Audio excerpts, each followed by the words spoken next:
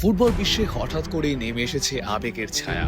কারণ Cristiano Ronaldo নিজেই দিয়েছেন তার ক্যারিয়ার নিয়ে সবচেয়ে বড় ইঙ্গিত। 41 বছর বয়সী পর্তুগিজ মহাতারকা জানিয়েছেন 2026-27 মৌসুমটি সম্ভবত হতে চলেছে তার ফুটবল ক্যারিয়ারের শেষ বছর। ভোগ ম্যাগাজিনকে দেওয়া এক সাক্ষাৎকারে রোনালদো বলেছেন তিনি ফুটবলকে বিদায় জানানোর আগে এমন একটি উত্তরাধিকার রেখে যেতে চান যা হবে সত্যি অসাধারণ। তার কথায় এটাই সম্ভবত তার ফুটবলের শেষ বছর। এই একটি বাক্যই যেন বদলে দিয়েছে ফুটবল বিশ্বের আলোচনার কেন্দ্রবিন্দু। 2002 সালে স্পোর্টিং সিপির হয়ে পেশাদার ক্যারিয়ার শুরু, এরপর Manchester United, Real Madrid, Juventus হয়ে এখন আল নাসেরের জার্সিতে তার চলছে অবিশ্বাস্য যাত্রা। 25 বছরের এই ক্যারিয়ারে তিনি জিতেছেন 5টি ব্যালন ডি'র, 5টি চ্যাম্পিয়ন্স লিগ এবং অসংখ্য দলীয় ও ব্যক্তিগত পুরস্কার। ক্লাব ও জাতীয় দল মিলিয়ে তার গোল সংখ্যা এখন 976, অর্থাৎ বহুল আলোচিত 1000 গোলের মাইলফলক থেকে মাত্র 24 গোল দূরে। আর এখানেই তৈরি হয়েছে সবচেয়ে বড় প্রশ্ন, রোনালদো কি 1000 গোল পূর্ণ না করেই বিদায় নেবেন? এবারের বিশ্বকাপও ছিল তার ষষ্ঠ এবং শেষ বিশ্বকাপ।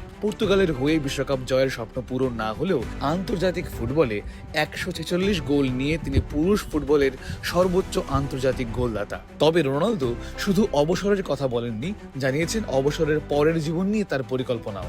তার মতে ফুটবল ছেড়ে দিলে জীবনে বড় একটি শূন্যতা তৈরি হতে পারে, তাই সেই সময়টিকে ভরিয়ে তুলতে তিনি আরো ভ্রমণ করতে চান, পরিবারকে সময় দিতে চান আর উপভোগ করতে চান নিজের পছন্দের প্যাডেল। 25 বছর ধরে যে মানুষটি ফুটবলকে দিয়েছেন তার গোটা জীবনের সেরাটা, সেই রোনালদোর জন্য এখন হয়তো শুরু হচ্ছে শেষ অধ্যায়।